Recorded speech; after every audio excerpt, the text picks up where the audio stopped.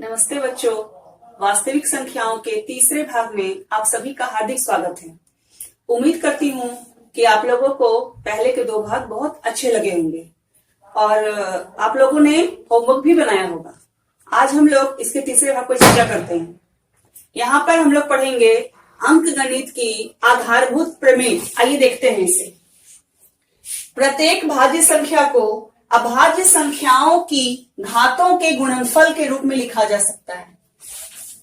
हमने कहा प्रत्येक भाज्य संख्याओं को अभाज्य संख्याओं की घातों के गुणनफल के रूप में लिखा जा सकता है। आइए हम लोग इसका उदाहरण देखते हैं। जैसे मैंने एक संख्या ली 60 बराबर 2 गुना 2 गुना 3 गुना 5। हमने जब इसे गुणनखंड किया तो इसमें 2 का स्क्वायर गुना 3 गुना 5 आता है। अगर हम लोग इसके क्रम को बदल दें, हम लोग ऐसा लिखें 5 गुना 3 गुना 2 का स्क्वायर। क्रम को बदलने के बाद भी हमें इसके उत्तर में कोई अंतर नहीं प्राप्त होता है, अर्थात इसका जो गुणनखंड का उत्तर है वो हमेशा अद्वितीय होता है। अब हम लोग HCF और LCM कैसे निकालते हैं उसके बारे में फिर से हम लोग पढ़ेंगे। आप लोगों ने पहले भी HCF और LCM निकालना जरूर सीखा है। आइए देखिए, हाईएस्ट कॉमन फैक्टर या महत्तम समापवर्तक। यहां हम लोग क्या करेंगे, पहले हम लोग संख्याओं, जो भी मेरे पास संख्याएं रहेंगी उनका हम लोग अभाज्य गुणनखंड निकालेंगे। उसके बाद हम लोग इसे देखेंगे।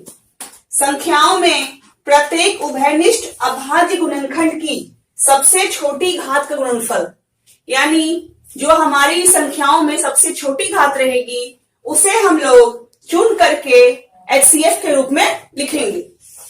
दूसरा है LCM यानी लोएस्ट कॉमन मल्टीपल या लघुत्तम समापवर्ती।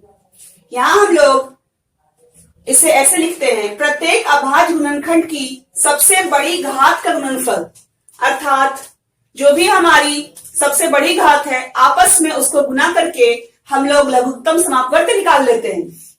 आइए हम लोग एक उदाहरण देखते हैं।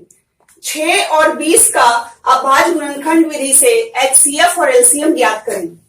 हम लोग 6 का अभाज्य गुणनखंड करते हैं तो हम लोग को 2 गुना 3 प्राप्त होता है। यहाँ पर 2 का पावर 1 है, 3 का पावर 1 है।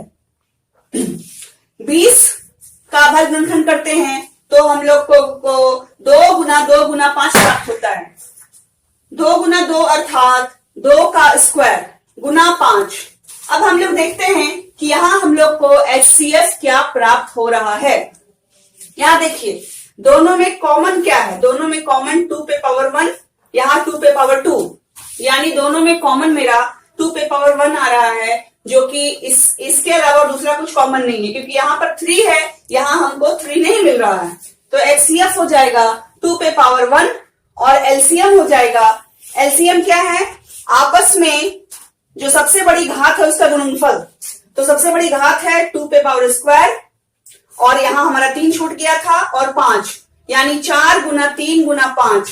तो इसको आपस में गुना करने से हमें 60 प्राप्त होगा। किन्हीं 2 धनात्मक पूर्णांकों A और B के लिए यहां हम लोग एक दूसरा तरीका सीख रहे हैं, जिससे हमारा अगर HCF दिया हुआ है तो हम LCM ज्ञात कर सकें, और यदि LCM दिया हुआ है तो हम लोग आसानी से HCF ज्ञात कर सकें। अगर मान लीजिए कोई 2 संख्याएं हैं, कोई 2 पूर्णांक हैं A और B, इनके लिए HCF AB गुना LCM AB बराबर AB, अर्थात HCF गुना LCM बराबर हमें दोनों संख्याओं गुणनफल प्राप्त होता है। इसमें आइए हम लोग एक उदाहरण देखते हैं। किन्हीं 2 संख्याएं 306 और 657 का HCF दिया हुआ है 9। अब हम लोगों को इसका LCM निकालना है। हम लोग इसे इस फॉर्मूला में बैठा के इसका LCM ज्ञात कर लेंगे। HCF गुना LCM बराबर A गुना B। यहां हमारा HCF जो है वो 9 दिया है, हम लोग यहाँ 9 लिख लेंगे, गुना LCM बराबर A हमारा दिया है 306, B कितना है, B हमारा दिया है 657। LCM बराबर 306 गुना 657, ये 9 यहां नीचे आ जाएगा, अर्थात 9 से काटेंगे तो हमें 9 से कटेगा 34 बार में, गुणा 657। अब हमें आपस में दोनों गुणा करने के बाद हमें उत्तर आएगा 22,338। आइए हम लोग अब कुछ सवाल को गृह कार्य के रूप में लिखते हैं और आप लोग इसे बना करके देखिएगा। अगर कुछ दिक्कत हो तो कमेंट बॉक्स में कमेंट करके पूछ सकते हैं। पहला सवाल, अभाज्य गुणनखंड के गुणनफल के रूप में संख्याओं को लिखें। यहां पर संख्याएं दी हुई हैं, हमें उनका गुणनफल निकालना है। कैसा गुणनफल निकालना है? अभाज्य संख्याओं के गुणनखंड के रूप में, जैसा मैंने आप लोगों को पहले बताया। जैसे कि ये 140 दिया है, 140 को हम लोग जब गुणनखंड करेंगे तो हम लोगों को प्राप्त होगा क्या? सबसे पहले हम लोग इसे 2 से तोड़ते हैं तो 2 गुना 70 प्राप्त होगा ना। इसके बाद क्या करेंगे? फिर हम लोग इसे और तोड़ेंगे, फिर हमें 2 गुना 14 गुना 5 प्राप्त होगा। ठीक है, फिर और तोड़ेंगे, फिर हम लोग को 2 गुना 7 गुना 5, यानी हमें यहां पर ये भी मेरी अभाज्य संख्या है, ये भी अभाज्य संख्या है, ये भी अभाज्य संख्या है, ये भी अभाज्य संख्या है। हमें यहाँ पर अभाज्य संख्याओं गुणनखंड के रूप में 140 प्राप्त हो गया है। इसी तरह से हम लोग बाकी दोनों संख्याओं का भी गुणनखंड निकालेंगे। दूसरा सवाल, निम्न युग्मों के एचसीएफ और एलसीएम ज्ञात करें। यहाँ पर हमारे 2 जोड़े दिए हुए हैं, इसमें हम लोगों को एचसीएफ और एलसीएम दोनों निकालना है और जांच करें कि 2 संख्याओं का गुणनफल बराबर एचसीएफ गुना एलसीएम होता है या नहीं।